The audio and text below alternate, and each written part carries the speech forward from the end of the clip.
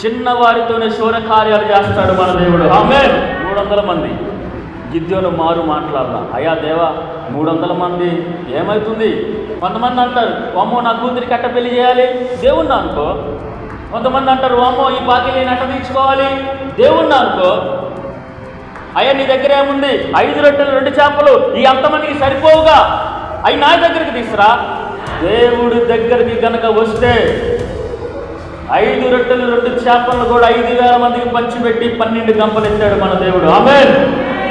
గిద్యోను దేవుణ్ణి అనుకున్నాడు. 300 మంది వైపు చూడట్లా. ఎవరి వైపు చూస్తున్నాడు?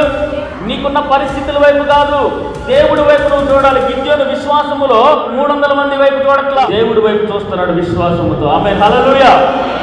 యుద్ధానికి వెళ్ళండి అన్నాడు. దివిటీలు పట్టుకున్నాడు, బోరలు పట్టుకున్నాడు. అసలు జరుగుతున్న యుద్ధానికి తీసుకెళ్లిన వస్తువులకి సంబంధమే లేదు, కానీ సంబంధము లేకుండా అద్భుతాలు చేయగలుగుతాడు మన దేవుడు. స్తోత్రం కలుగునుగా.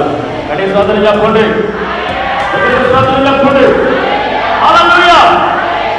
శూన్యములో భూమిని వేలాడదీసేవాడు మన దేవుడై ఉన్నాడు. హల్లెలూయా.